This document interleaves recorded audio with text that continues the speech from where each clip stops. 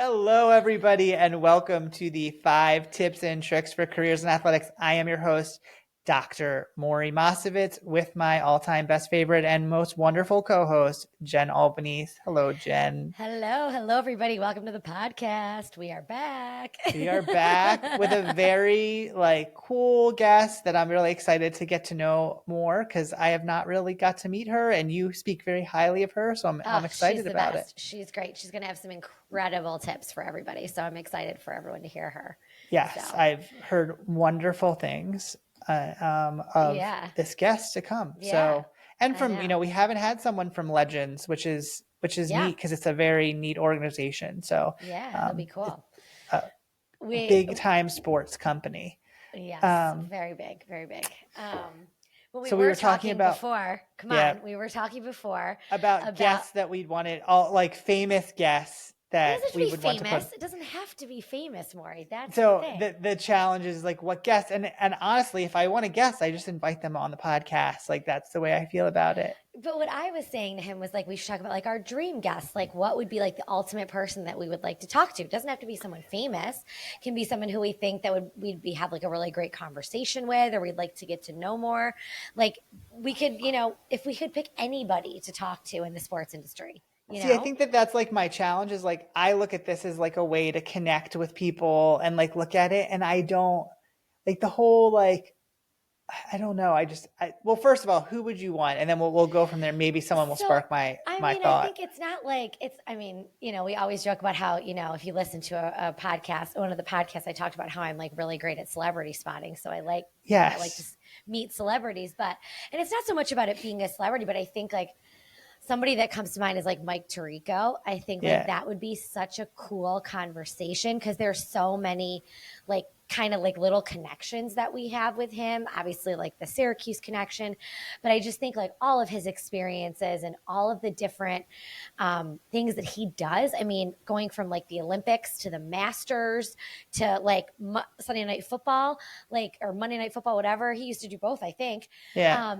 Those conversations and his horse racing. Did he do horse racing too? Yeah, he does the Kentucky Derby on NBC. So just those conversations and his perspective on things, I think would be such a great conversation. Yeah. I mean, I could think of maybe President Baker from the NCAA would be kind of interesting because it's so kind of crazy in that world right now. Yeah. On the professional side, I guess there's probably some professional coaches Harbaugh from the Ravens. I enjoy watching a Ravens game, so that'd be interesting. That'd be so cool. Yeah, yes. That would be really cool. So you can just invite him. You said, if I want people on the podcast, I just invite him. We can but I guess I don't look at it that way on a normal basis. So it's I don't know, the whole star thing. I've never been I just think it's more of the conversations that would be different than, what I think we're used to, but just that we have been having. So it'd be kind of cool. Oh, I got one. Simone Biles would be incredibly interesting. There's one that I would actually be someone that's or Michael Phelps. Michael Phelps. Yes. Some Olympians, that would actually be really interesting because honestly, that whole world of next level competitive Olympics is not something that I've been exposed to. Besides, we do have a friend that actually has, or a colleague that gives us some insight into that, but just not as much a touch point with. I feel that's super that would be so cool because then she could touch on so many different things. Michael Phelps too. They could touch on the fact of how they train and how they get ready, but also the mental side of it because they're such advocates for mental health and being so aware of that kind of stuff. I'm just gonna DM her. We'll see if she's available. Or just get into the whole mindset of how do you prepare yourself for that? That's something that I find incredibly fascinating. Really fascinating because every sport I ever worked with, you're traveling, but you're not on the road, competing for such a long period of time, all that kind of mental mindset. You get to come home and come back, but being there for a week straight and actually you have the qualifiers before that. So you're away from home for a long time. Yeah. That would See, you did get me. I told you if we just started the podcast, I'd be able to get you a name at some point. And hey, we could throw this out to the listeners too. If they have any guests that they would love us to chat with. Or if you're a person that's out there that wants to throw your name into us, like Simone Biles, if you're listening, we are open. Anytime. We will make the time. We will work our schedule around you. At any time. Mike Tirico as well. Mike Tirico, you got time? We're good. Shout out to them. I know. Very cool. But all right, cool stuff. Awesome. Love it. We have a guest that's as excited as Simone Biles coming up next, and I'm sure she would appreciate that. And we will be back after this message. If you're enjoying this podcast, please follow us on your favorite podcast streaming service. The 5 Tips and Tricks podcast is a part of Athletic Career Consulting, a group focused on educating and guiding high school and college students looking towards careers in athletics. To find out more, go to our website at www.athcareer.com. That's ATHCAREER.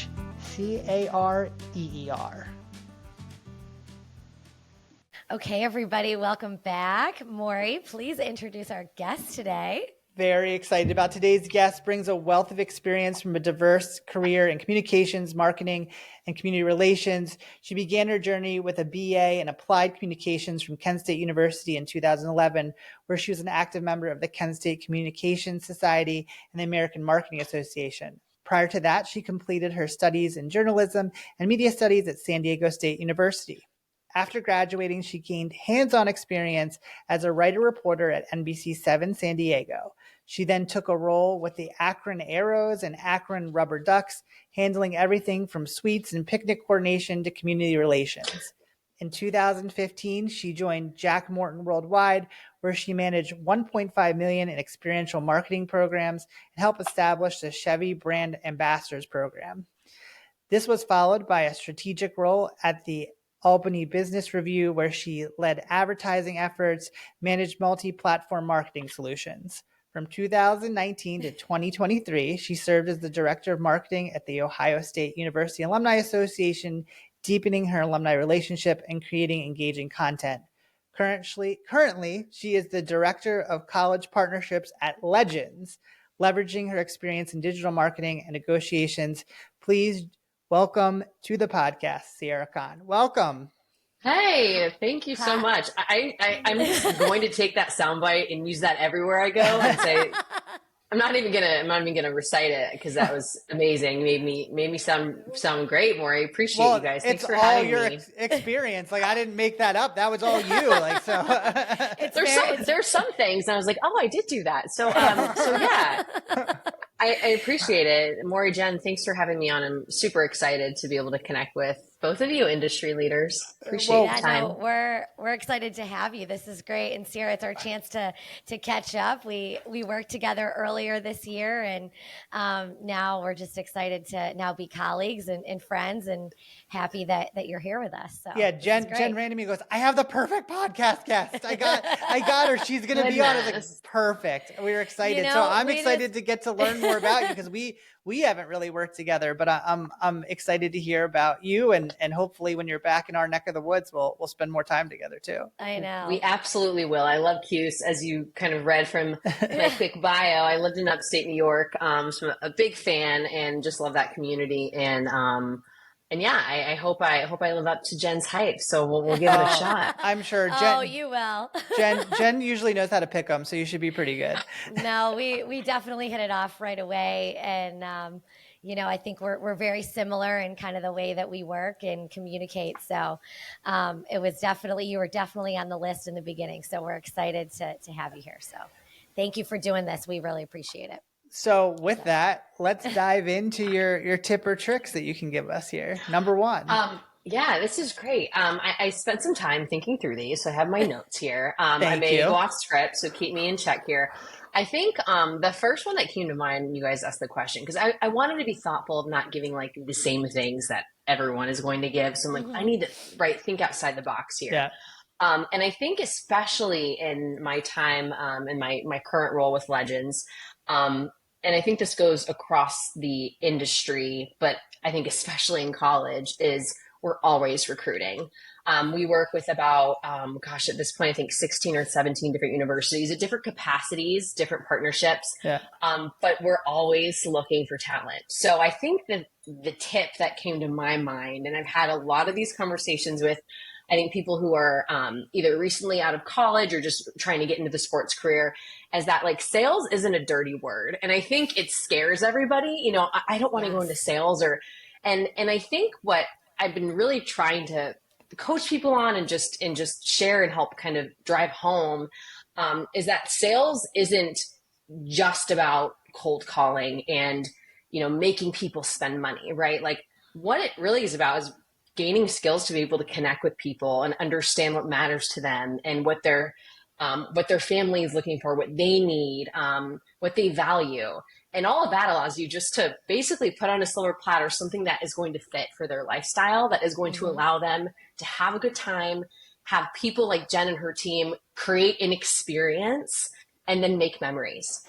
And that is what sports is, right? I mean, there's obviously the product in the field, but why people love sports is that deep impersonal connection. So I think it's just to say, don't be turned off by a sales role because it allows you to be able to hone those skills. And it also allows you to understand the connection between like the actual relationship building and the revenue. At the end of the day, this is a business, no matter what sport, what league,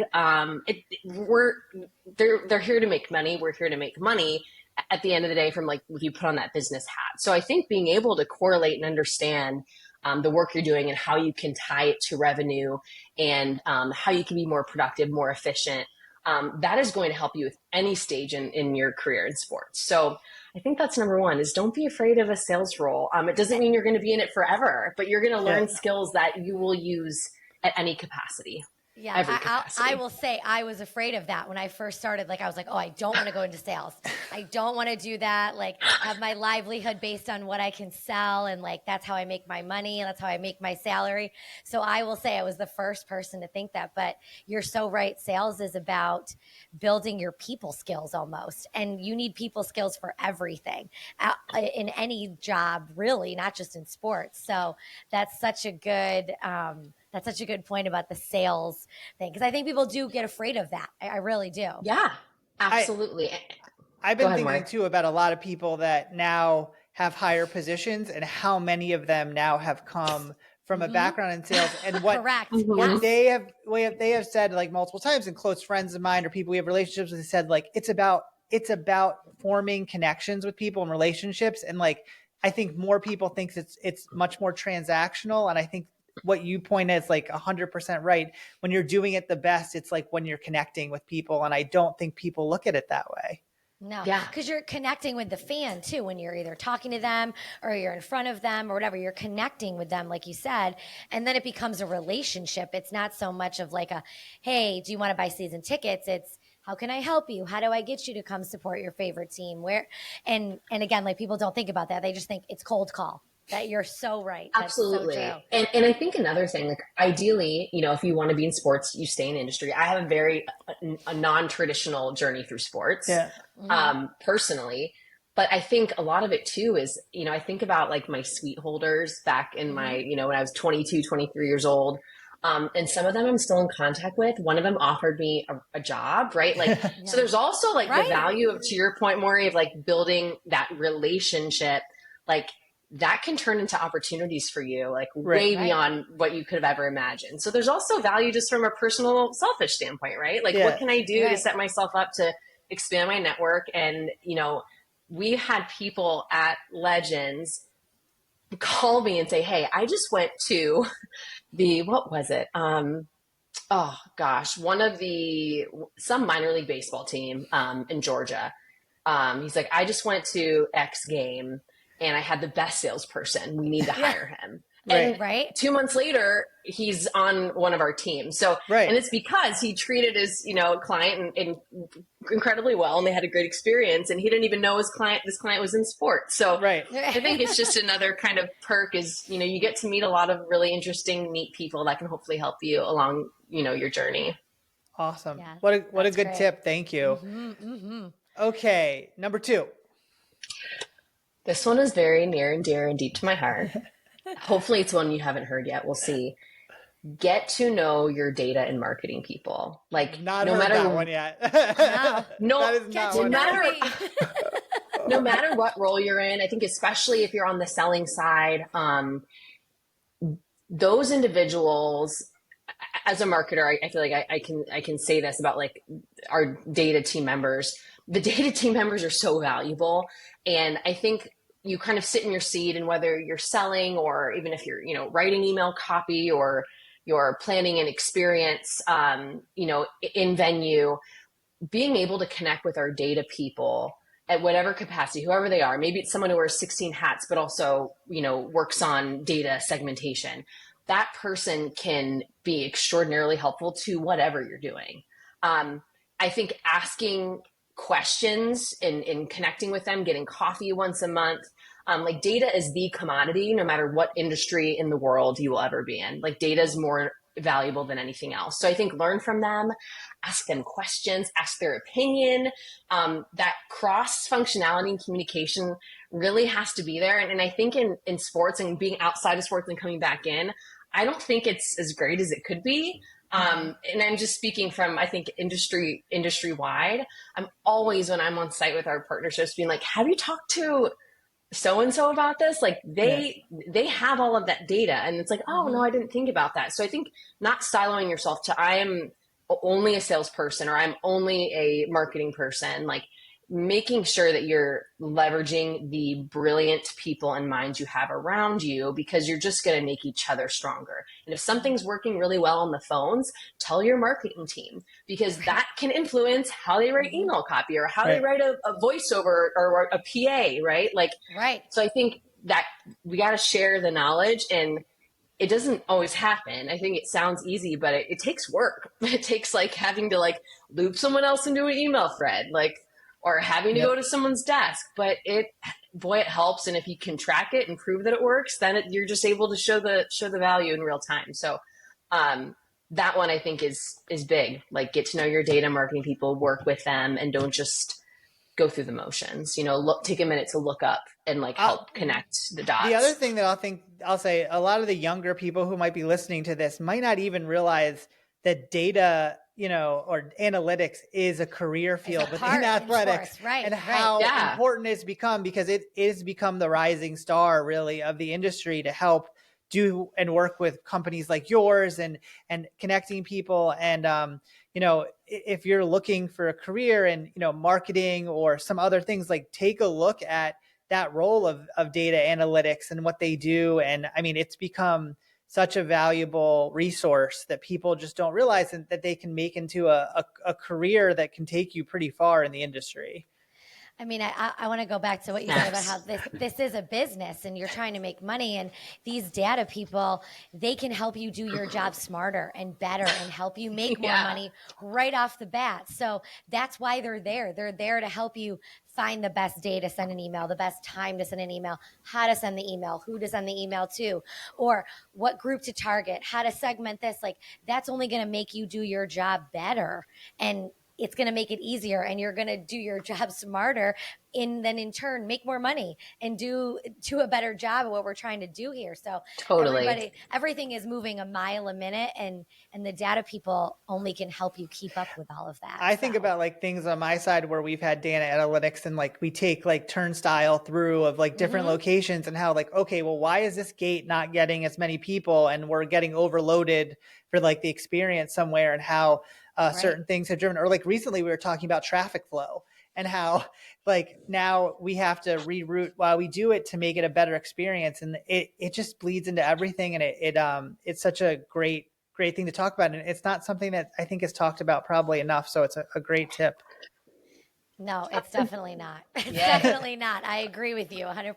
So. And I'll just I'm going to kind of use an anecdote that Jen and I kind of experienced together, I guess. And so I was very lucky to be kind of included in some of their weekly marketing meetings, which is really great, because I'm sitting not just with incredible team members like Jen and in her team that she manages, but also team members who manage social and web and email and all the things. And I think, there are moments where a question is asked, rightfully so, well, why are we doing this?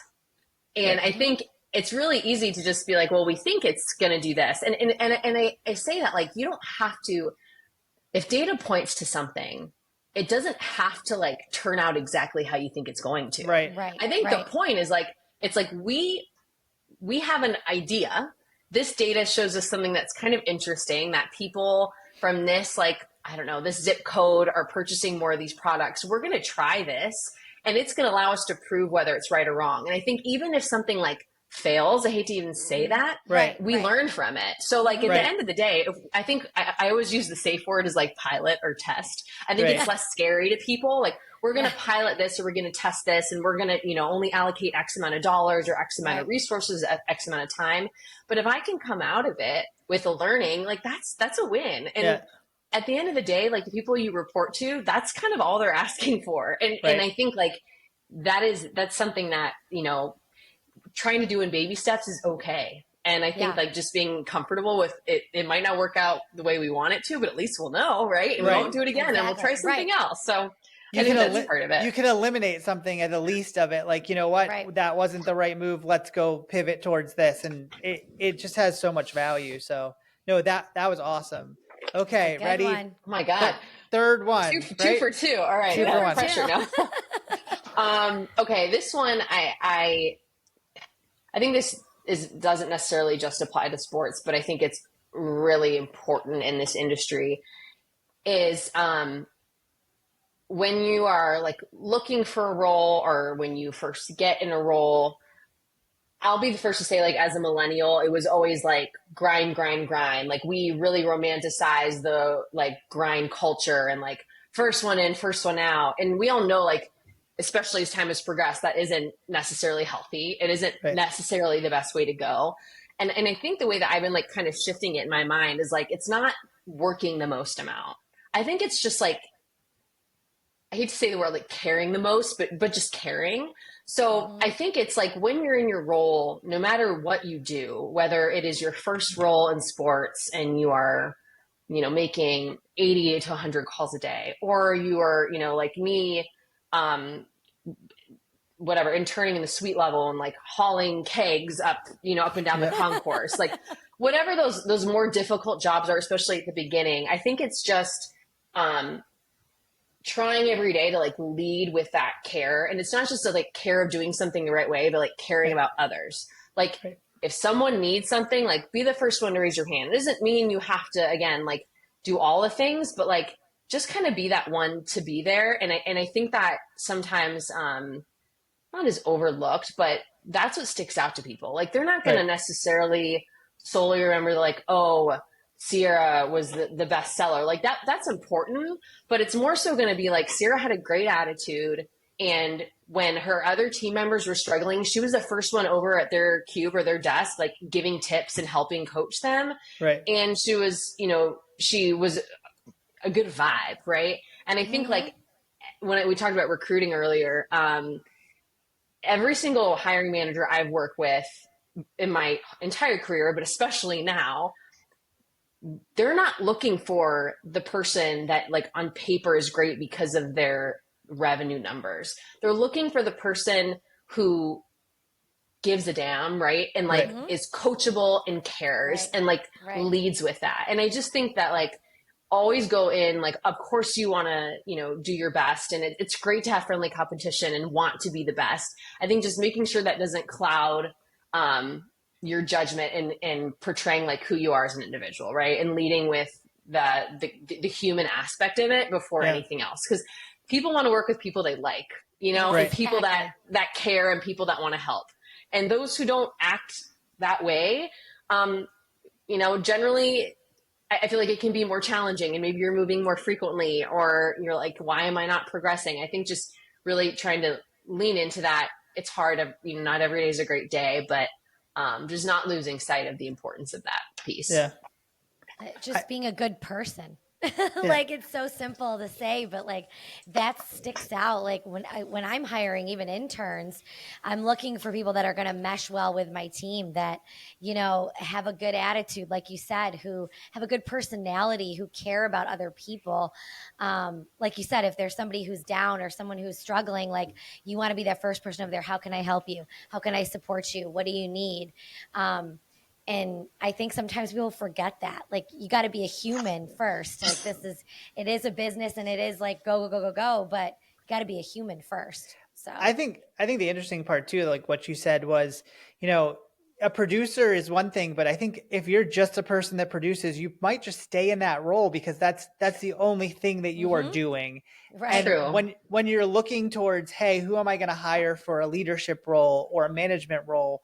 You're not necessarily just going to look for that one quality, and that could get you stuck, right? Because you're just doing this one thing, and if you're not, you know, going to the person next to you and saying, okay, how can I help you be a better seller? How can I help our team be better? That's the person that's going to be picked for that next management or leadership role. And I think that's what you mean. That what you're saying is you can't just get stuck in that vibe, or you're not going to progress your career. Totally. So, no, and this is something that my husband heard on a podcast, so I can't actually give the maybe it was yours. I don't know. I can't attribute I can't attribute the quote, but it was like you should either be learning or earning. And I'm just putting on my hat as an individual, right? Like in sales or sports is a tough industry. I think overall, from a compensation standpoint, it can be challenging. Obviously, a time dedication standpoint can be challenging. So I think, as you kind of, to your point, Maury, about like progressing your career, you know, keep learning at every opportunity that you can, because that is going to position you for that next role where you're going to be continuing to earn more. Right. And I think that's just a good kind of mentality. Is like, if you're not earning you're not learning, then something's got to give, right? Is this the right role? Is it the right fit? Is it the right organization? Right. Like, you can't just clock in and clock out. That's not going to do it in this field. That's not going to get you to where you want to be. No, that's awesome. Okay. Number 4, Jen, am I on the right track? Number 4. We're on 4. This is one you're going to hear all the time, which I know, but that's okay. I think if you, hopefully, you know, as people are looking, whether it's to break into sports or continue to progress or whatever, is as you're connecting with individuals, first of all, like, reach out. I think you're always surprised. You'll, like, you know, if you reach out to someone on LinkedIn, people like are pretty great at getting back to you. Not everybody, and that's okay. But I think we feel like, this person's a VP at whatever organization. They're not going to spend time with me. And I think we're always really, again, happily surprised with the time people want to dedicate to helping others. So like, if there's someone that you really admire, you've been like following on LinkedIn, like, reach out to them. It doesn't hurt. I think if anything, it just shows that you're a go-getter and that you want to connect. And so not being afraid of doing that. And then if you have the opportunity to connect with somebody, just come prepared. Like, just make sure it's not like, hi, I'm here to talk about my professional development. You're reading my mind. Like, don't just be like, I've been on both ends. I'm sure you guys have been too. Yeah, I know. Yeah. And I think it will, first of all, be really impressive if you have a list of, 3, 5, 7 questions that you've thought through, and being able to, I think some of the best interactions I've had as of late in the last like year and a half is, even one person I connected with was kind of like reiterating, like, I love what you said about this, and it's really getting me thinking about this. I'm like, oh my gosh. So he's like actively taking notes. And I mean, we hired that person, right? So I think knowing that interaction can go a long way. And then finally, it's hard, and I need to be better at this too, is a follow-up note. Like, hey, thanks so much for taking the time. It doesn't always happen, and that's okay. Like, everyone's busy, but when I get one of those, I'm like, oh my gosh, how not, like, that really sticks out to me.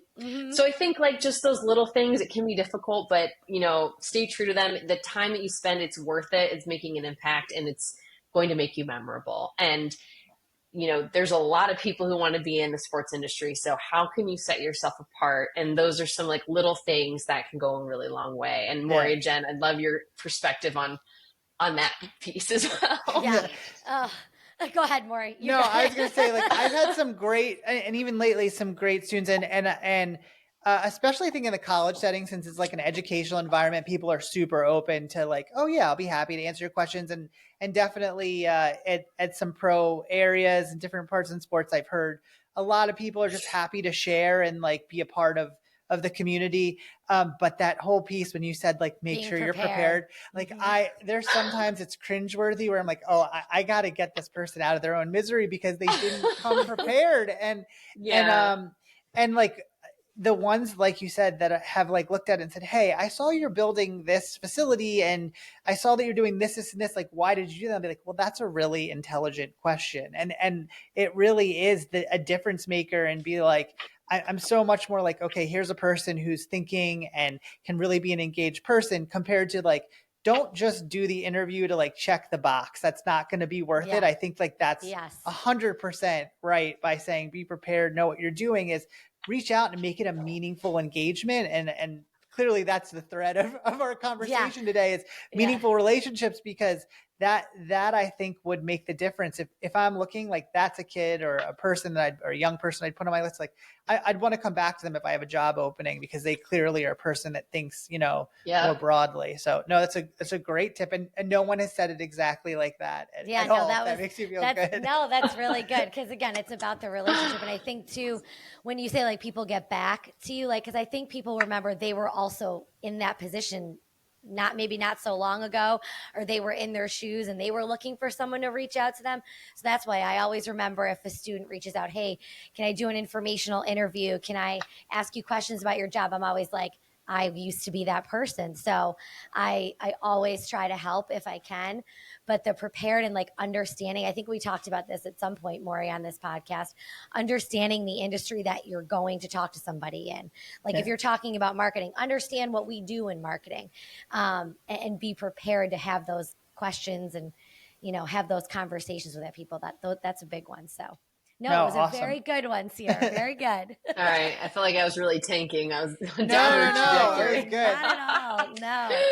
Oh, cool. Love it. When you said be prepared, I was like, oh, she hit the key. Like that was for me the one that people are just not there all the time. Well, Jen, this is the big grand finale. Throw it out there. All right. So, Sierra, what do you know now that you wish you knew then? So what do you know now at this point in your career that you wish you knew when you started? Yes, this is one that I share often because it was a big, like, kind of pivotal moment in my professional career. It did not happen in the sports industry.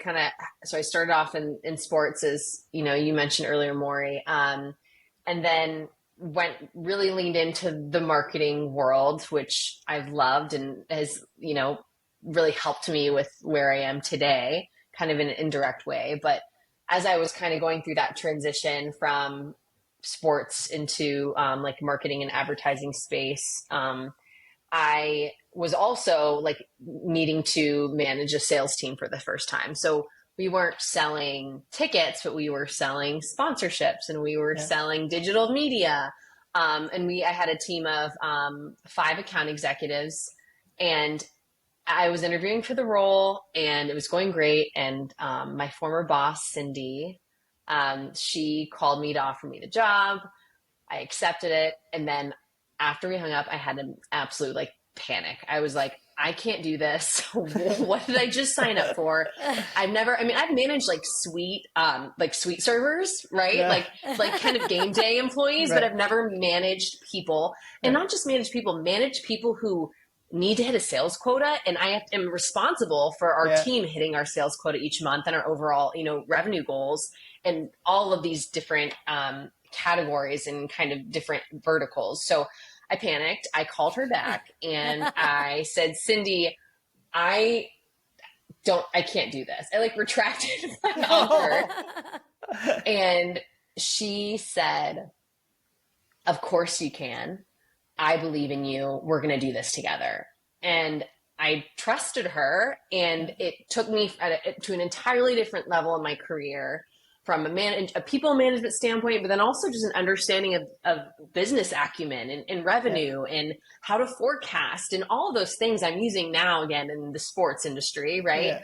But it's all business, right? So kind of back to the full circle is I think that if ever since that moment, I won't ever doubt myself. Like if someone else sees it in me, I'm going to see it in myself and be like, hell yeah, like we can do this. So I think just if you ever feel like scared, and I think there's whatever common phrase, like if you're comfortable, you're not growing. And I think it's like some of those moments will feel small and some of those moments will feel very vast and big, and that it's okay to feel that way. But if you have others who are alongside you to help you succeed, then it's going to be fine and you're going to do it and you're going to do great and you're going to learn and you're going to mess up and you're going to learn. Yeah. And then you're going to, be so much more prepared for that next role. So just don't doubt yourself. And you can make it happen. And yeah, that's my final word of advice. No, it was a great story. Great. And Sarah, I have to say, I'm so looking forward to your next trip up to see us, to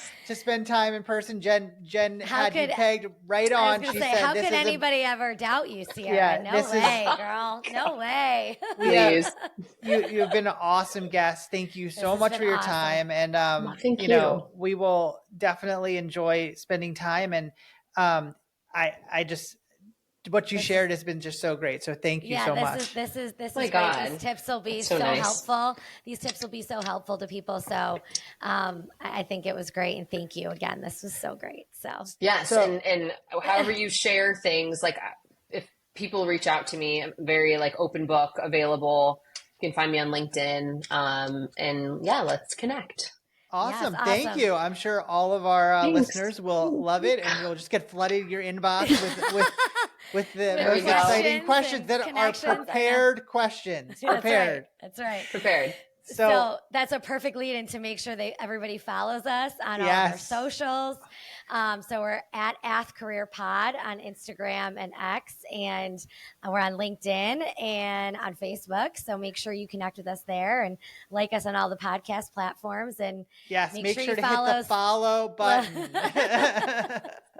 And then follow Sierra too and connect with her on LinkedIn. So this has been great. Thank you so much, Sierra. Thank you guys. Thank you. Have a great one. Again, I'm such a pleasure. I just appreciate the opportunity and can't wait to connect in person. It'll be great. It was great to see you. Okay, everyone. See you next time. Bye. If you like the 5 Tips and Tricks podcast, make sure to subscribe on your favorite podcast platform. You can rate and review us, including questions that may be answered on future episodes. The 5 Tips and Tricks podcast for careers in athletics is part of Athletic Career Consulting. Check us out at www.athcareer.com. Don't forget to follow and like us on your top social media platforms.